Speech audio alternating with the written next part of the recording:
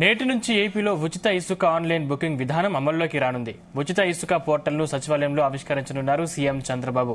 Portal ఆవిష్కరణ అనంతరం వివిధ శాఖల అధికారులతో చంద్రబాబు సమీక్షించనున్నారు. గ్రామ వార్డు సచివాలయాల్లో ఇసుక బుక్ చేసుకునే అవకాశం కల్పిస్తున్నారు. ఇసుక స్టాక్, సరఫరా కేంద్రాల వివరాలు పోర్టల్లో పొందపరచనున్నారు. 2000 చదరపు అడుగుల లోపు నిర్మాణాలకు సాధారణ బుకింగ్ ఉండనుంది. 2000 చదరపు అడుగులు దాటితే బల్క్ బుకింగ్ విధానం అమలు చేస్తున్నారు.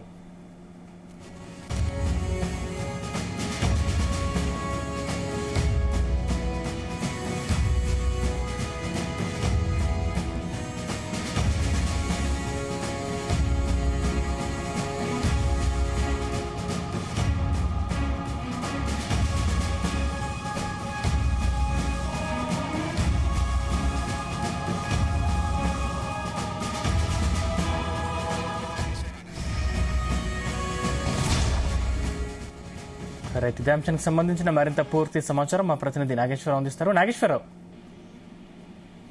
ఆంధ్రప్రదేశ్ లో నూతన ఇసుక పాలసీకి సంబంధించి మరికొన్ని విధి విధానాలు రూపొందించారు రాష్ట్ర ముఖ్యమంత్రి చంద్రబాబు నాయుడు. అయితే ఈ నేపథ్యంలోనే ఏదైతే ఇసుక పాలసీకి సంబంధించి ఇప్పటిదాకా కూడా ఆన్లైన్ లేకపోవటం, ఆన్లైన్ లో ధరలు అందుబాటులో లేకపోవటం, అలాగే రవాణాకు సంబంధించి ఎంత ఖర్చు అవుతుంది, అలాగే ఇసుకకు సంబంధించి ఎంత ఖర్చు అవుతుంది ఏందనేది పూర్తి వివరాలు ఆన్లైన్ లో లేకపోవడం ప్రధాన సమస్యగా మారింది. ఈ నేపథ్యంలోనే ఆన్లైన్ విధానము, దానికి ఒక పోర్టల్ నిర్మించడం, పోర్టల్ తో పాటు ఆ పోర్టల్లో ఆన్లైన్ సర్వీసెస్ మొత్తం అందుబాటులో ఉంచితే ఇసుక కొనుక్కునే వారు ఎక్కడి నుంచైనా ఆ ఇసుక కొనుక్కోవచ్చు అనేది ప్రధానంగా ఉంటది. కాబట్టి ఇసుక సంబంధించి ఎవరు కూడా ఇబ్బంది పడకుండా పోర్టల్ ఓపెన్ చేస్తే వారికి అన్ని సౌకర్యాలు అందుబాటులో ఉండే విధంగా ఉంచాలని చంద్రబాబు నాయుడు తెలిపారు. అలాగే దీనికి సంబంధించి ఏదైతే నిన్న కేబినెట్ సమావేశం జరిగింది, ఈ సమావేశంలో కూడా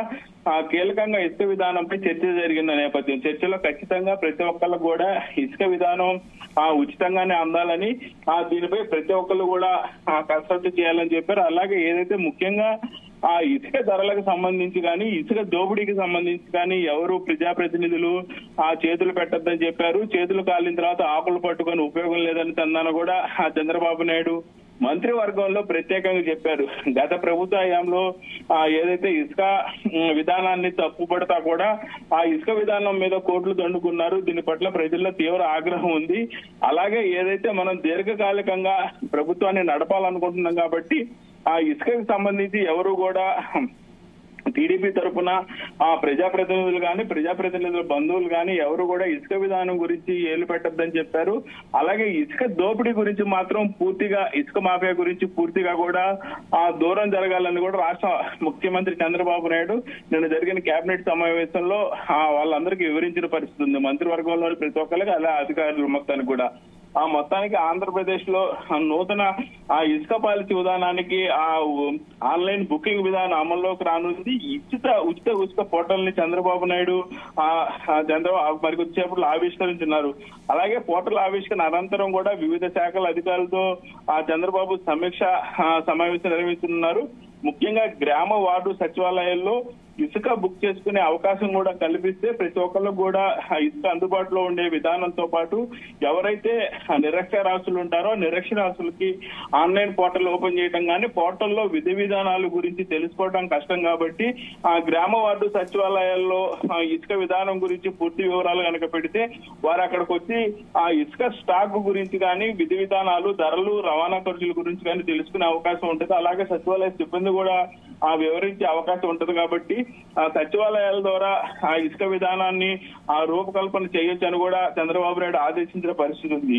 అయితే 2000 చదరపు అడుగుల నిర్మాణాలకు సాధారణ బుకింగ్ ఉండనుంది. 2000 చదరపు అడుగులు దాటితే బల్క్ బుకింగ్ విధానం అమలు చేస్తున్నారు. ఇది ఆంధ్రప్రదేశ్ చరిత్రలో మరొక అధ్యయనం అని చెప్పుకోవచ్చు. ఇప్పుడు దాకా ఏదైతే 2000 చదరపు అడుగుల లోపు 2000 చదరపు అడుగులు తర్వాత అనేది లేదు. ఏదైతే ఆ ఇసుక బుకింగ్ చేసుకున్న సమయంలో వారికి వచ్చే ఆ లారీ కానీ, వాళ్ళకి వచ్చే ట్రాక్టర్ కానీ అంత మటుకే తీసుకొని పోవాల్సి ఉంటుంది. కానీ ఇప్పుడు ఇంటి నిర్మాణానికి సంబంధించి ఏదైతే టౌన్ ప్లానింగ్ అప్రూవల్ అయిందో, అప్రూవల్ అయిన కాపీని తీసుకొని వాళ్ళకి వెళ్ళి చూపించిన పక్షంలో 2000 చదరపు అడుగులు ఎక్కువైతే వారికి మరింత ఇసుక ఇచ్చే విధానము, అలాగే 2000 చదరపు అడుగులు లోపైతే వారికి తక్కువ ఇసుక ఇచ్చే విధానాన్ని అమల్లోకి తీసుకొచ్చిన నేపథ్యంలో ఇప్పటిదాకా కూడా తమకు తక్కువ ఇసుక వచ్చింది అని ఇబ్బంది పడే వారికి ఆ ఇబ్బంది లేకుండా పోయింది. పూర్తి స్థాయిలో ప్రతి ఒక్కళ్ళు కూడా ఆ ఇసుక కావాల్సిన ప్రతి ఒక్కరు కూడా రాష్ట్ర వ్యాప్తంగా ఎక్కడ ఇబ్బంది పడకుండా చూడాలనేది రాష్ట్ర ముఖ్యమంత్రి చంద్రబాబు నాయుడు అధికారంలోకి వచ్చే మొదటి రోజు నుంచి కూడా చెబుతున్న పరిస్థితి అయితే ఉంది. నిన్న రాష్ట్ర కేబినెట్ లో మరీ చెప్పి ప్రతి ఒక్క మంత్రికి కూడా చురకలు అంటించిన పరిస్థితి ఉంది. ఎక్కడా కూడా ఇసుకకు సంబంధించిన పాలసీలో ఏలు పెట్టొద్దు, అలాగే ఇసుక ఉచితంగా తీసుకొని వెళ్లి బయట అమ్ముకునే ప్రయత్నాలు చేయొద్దు.